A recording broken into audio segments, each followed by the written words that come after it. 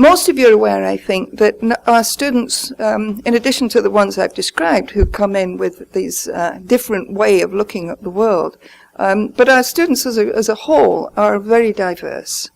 They are which is one of the things I love about ODU and why I came here in the first place, this great diversity of students. And I don't mean simply ethnic diversity or gender diversity, but in both of which ODU stands out in the nation for.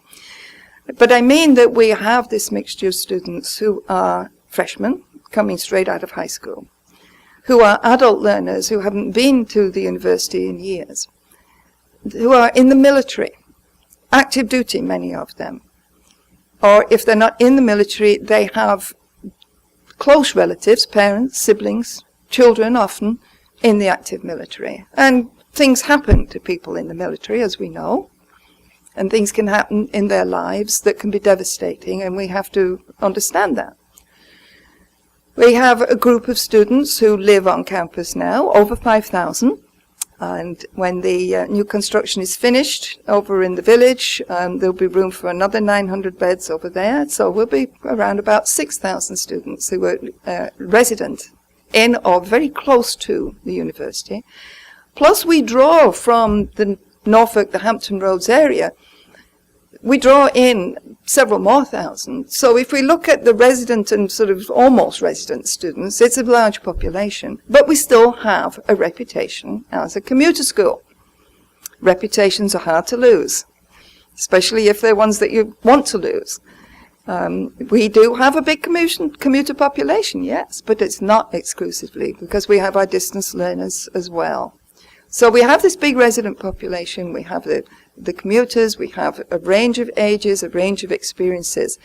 And we have international students, not that many, a little over, I think about 2,000 altogether, if we include our graduate and undergraduate students. When we mingle all that together, we are a wonderful representation of this country, right here in this university. And that comes with problems as well as with the things to celebrate, because not all of those groups intermingle very well. So one of the things we want to focus on is finding pedagogical models, finding ways of engaging students that reach across all of these areas. Things that work for a freshman don't necessarily work for somebody who's in their 30s or even 40s coming back to school to get an advanced degree. So we have to be nimble. We have to be able to work through that group. I've got in bold letters here to say what we need is innovation in teaching. And what I mean there is not that we need to jump on the latest fad or that everything has to be so different than it was before. A lot of the fundamentals really are quite innovative in their way. We need to be able to simply adapt what we're doing, our teaching methods, and know that we're making a difference, know that they're actually going to make a difference in the students. We have teaching evaluations. We have these forms that students fill out, student evaluation forms. They used to fill out more of them when they were in paper version. Now they're electronic. We have difficulty getting students to fill them out. Even when we get them filled out, as many of you know, you tend to get the bimodal responses. The students who thought you were absolutely wonderful, a few of them will in fact write and tell you that, and that's terrific. And the students who, for one reason or another, hated every minute of the whole thing will be at great length to tell you that in great detail. And the vast majority, it was a class, and they don't say much about it at all. And so you don't really get very much feedback from them. Even if you've got the numbers, it doesn't mean very much. There's a lot of emphasis on the numerical ratings. I'm trying to pull us away from that to say that what we're really interested in is, are you reaching the students? When the students make critical comments, they hurt. But we have to be able, just as with reviews of a publication, or a grant proposal that's turned down, it hurts. But you have to be able to say, okay, step back for a day. Now let's look at it. Now, why was it that they felt so strongly about it? What on earth could it be that caused that response? And is there anything I could do in my world to make it, not be that way in future? Not, I mean, if they're just going around with a chip on their shoulder, fine. But usually, there's something there that caused that response, and maybe we can identify what it was. Similarly, with the students who think it was marvelous, take those wonderful comments when they say, you were somebody that was accessible, that you cared about them, you were clearly enthusiastic about the material. Say, no, those are good things. Keep doing those. Make sure that you keep doing those.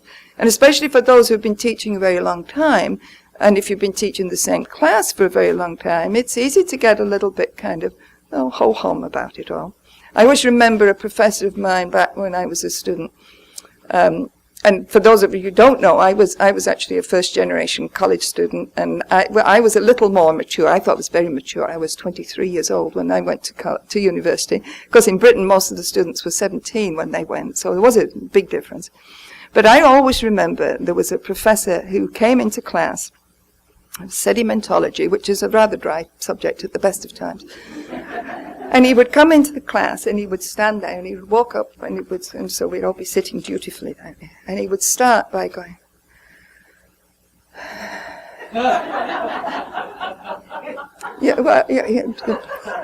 need I say more?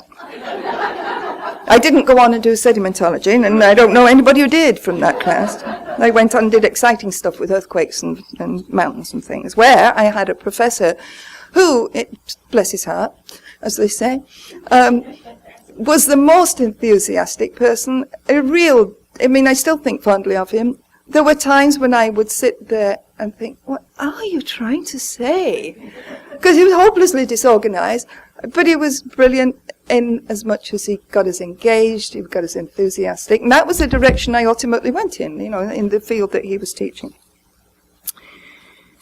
The other part I want to make sure that I don't overlook while we're having a chat is that the advising piece of teaching, because it is the area where in my role now as provost, when the troubles bubble up and they haven't been solved at the department level and they didn't get solved at the dean's level and they've now made it into the provost's office to try and sort out, by that time it's usually a horrible tangle. But when we try and sort through, it's nearly always, not always, but nearly always advising that's at the heart of it. And I don't mean bad advising on the part of the advisors. I mean that the process of advising has broken down. Sometimes students don't hear. They sit there for a good half hour with their advisor and they go away and do something entirely else. Sometimes they hear, but then they get home and their parents will say, oh no, you shouldn't be doing Math 101, you're much too bright for that, you should be doing this 300 level course, go sign up for that.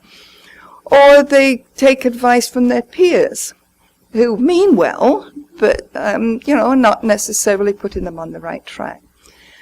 And very often then, it's that advising piece where the breakdown is, and then things start to go awry. One thing that we discovered, lots of people have done a lot of work over the years, and especially with the recent group of students over the last decade, is that right from the very first time they set foot on campus, first few weeks of being here, is the real key to their success. If a student starts out by taking just one course too many, because they think they can do it because they were an A student in school, so here we go, we're going to take, 5, no problem, I'm going to do 6. Okay, so they sign up for one class too many, or they take a little group of very difficult courses all at once. And then they discover that the financial aid doesn't quite cover all that they need, so we're $500 short. Right, so now we'll go and get a part-time job in order to, fill that. So now we've got an overload on our courses, but we're also taking a part-time job.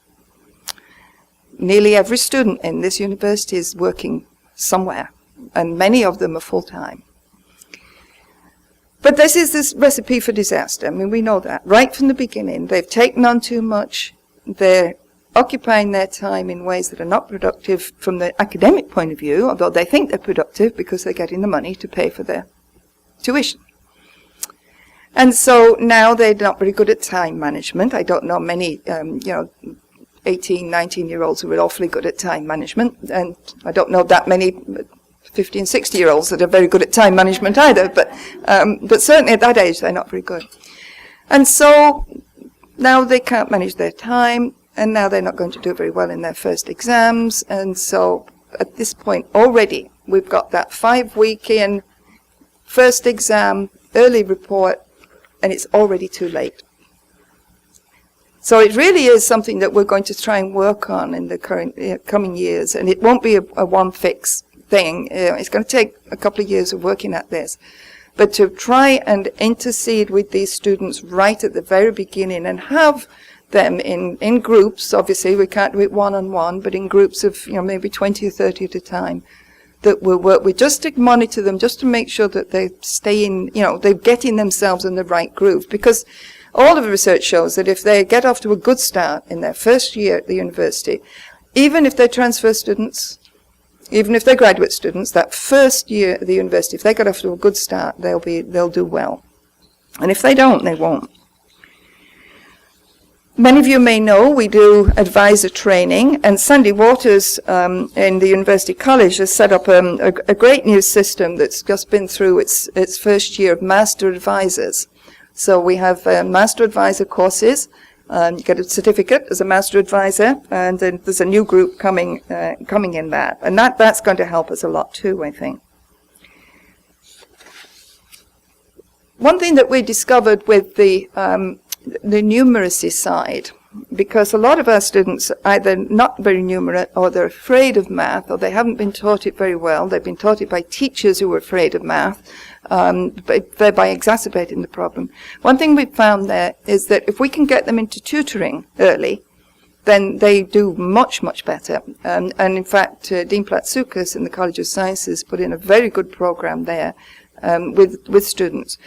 You've got to get the students to the tutors, and there's a stigma attached with going and asking for help. Over the years, as one gets older, one learns that you need help, you go ask for it, and you do it early and often, and you will get what you need. For students, especially for late teenagers and young students in their early 20s, asking for help is a difficult thing for them. They're not used to it. They're used to help being there or not, but they don't have to ask for it. And so what we have is an online tutoring system that's 24/7, that the students can, and it's tutoring. It's not answers to homework problems. It is they are tutored through problems that they have. And they will go to that at 2 and 3 in the morning, which is when they seem to like to do their homework. And they will work online with professional tutors. And that's worked extremely well for us. And has also meant that they will also now come and visit individually, person-to-person tutoring. We've got peer tutoring, and so that we get our brighter seniors and even some really bright juniors that are helping with peer tutoring too. And so all of those are different things. We're going to need to approach the way that we work with students in a multifaceted way. No, there isn't one thing that can help this generation of students. There are going to be many things. But I emphasize that these are bright students. They are the students that we've admitted because they're bright, and we have to do everything that we can to help them to succeed. So for that, I'm really grateful to you all for being here, because this is part of your determination that you'll find ways to help them to succeed, and I do appreciate that.